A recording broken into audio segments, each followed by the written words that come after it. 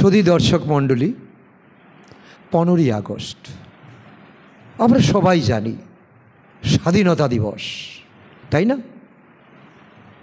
এই 15 আগস্ট দিনটি আমাদের কাছে একটা শিহরণ, একটা রক্তোন্মোদনা, একটা বিপ্লব। এই 15ই আগস্ট আমাদের জাতীয় জীবনের এক গৌরবময় দিন। 1947 সাল 15ই আগস্ট, তার থেকে এক এক করে বৎসর শেষ হতে হতে আজকে 2025-এ আমরা 79 সাল পার করতে চলেছি। আগামী বছর বলবো আমরা 80 সাল পার করেছি। এই 1947 সালে এই দিনে ভারত মা দীর্ঘ 2 শতাব্দীর ব্রিটিশ শাসনের শৃঙ্খল থেকে মুক্তি লাভ করে। এই দিনটি শুধু ক্যালেন্ডারের একটি তারিখ নয়, এটি আমাদের ত্যাগ, সংগ্রাম, ঐক্য ও আত্মমর্যাদার প্রতীক। স্বাধীনতার এই মহামূল্যবান উপহার আমরা পেয়েছি অসংখ্য দেশপ্রেমিকের আত্মবলিদান, অক্লান্ত সংগ্রাম ও অবিচল সাহসের বিনিময়ে, অনেক রক্তের বিনিময়ে। সময়টা আজকে থেকে 200 বৎসর আগে, অর্থাৎ পরাধীন হওয়ার পূর্ব মুহূর্তটা। ইংরেজরা এসেছিল ব্যবসা করতে।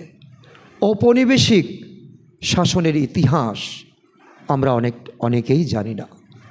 1757 সালের পলাশী যুদ্ধের পর ভারত ধীরে ধীরে ধীরে ধীরে ব্রিটিশদের অধীনে চলে যায়।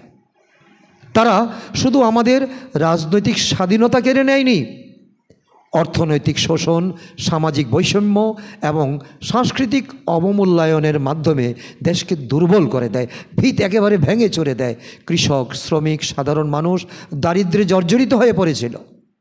শিক্ষিত তরুণরা পশ্চিম শিক্ষার প্রভাবে স্বাধীনতার স্বপ্ন দেখতে শুরু করেছিল। শুধু স্বপ্ন মাত্র, কিন্তু তারা স্বপ্নকে সার্থক দেখে যায়নি। স্বাধীনতার আন্দোলনের সূচনা হয় 1857 সালের সিপাহী বিদ্রোহকে ভারতের প্রথম স্বাধীনতা সংগ্রাম বলা হয়। যদিও তা দমন করা হয়েছিল, পিষণ করা হয়েছিল, পৈশাচিকতা, অত্যাচার, অবিচার করা হয়েছিল, কিন্তু জাতীয় চেতনার বীজ বপন করেছিল। এটা কিন্তু অনস্বীকার্য।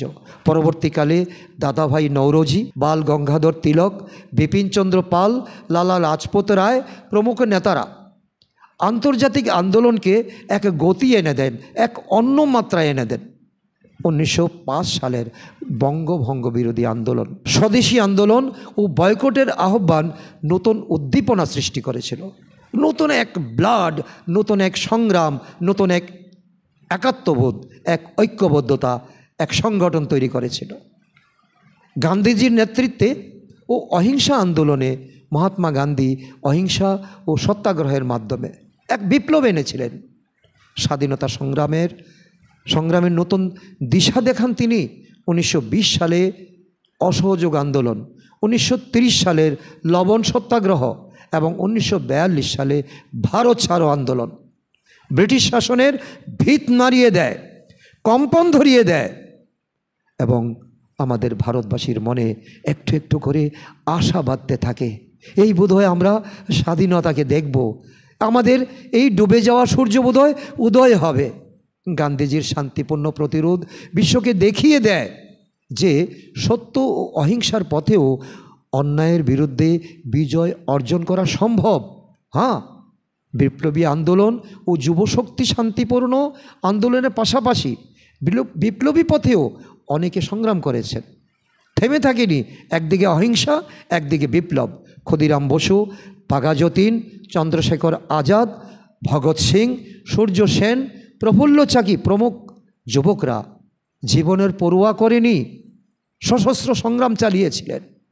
তাদের কাছে ছিল দেশি কার্তুজ, দেশি বন্দুক, পিস্তল, আর তারা চ্যালেঞ্জ জানিয়েছিল এক মহাশক্তিকে। তাদের অমর সাহস আজও তরুণ প্রজন্মকে অনুপ্রেরণা যোগায়। আজকের তরুণ প্রজন্ম কোথায় যাচ্ছে? আজকে যদি আমরা তাদের জীবনটাকে দেখি, একের বোঝা 10-এর লাঠি, সবাই যদি আমরা ভাগ ভাগ করে নেই, প্রযুক্তি, শিক্ষা, উদ্ভাবন ও নৈতিকতার মাধ্যমে দেশকে এগিয়ে নিয়ে যেতে হবে। আর শেষে যদি আমরা বলতে হয়, আমি এতটুকুই বলবো, 15ই আগস্ট শুধু অতীতের স্মৃতি নয়, ভবিষ্যতের অঙ্গীকার। আমরা কি অঙ্গীকার করেছিলাম আর সেই অঙ্গীকারবদ্ধ কি আছি? আমাদের স্বাধীনতা সংগ্রামীদের ত্যাগ বৃথা যেতে দেওয়া যাবে না। আজও অনেকে ফ্রিডম ফাইটার আছেন যারা বেঁচে আছেন, তাদেরকে অসম্মান করা হবে। তাদের দেখানো পথ অনুসরণ করে আমরা এমন এক ভারত গড়ে তুলতে পারি যা হবে সমৃদ্ধ, শিক্ষিত, ন্যায়নিষ্ঠ, মানবিক।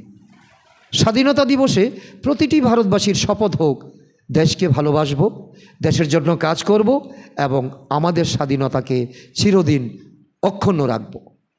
ভারত মাতা কি জয়।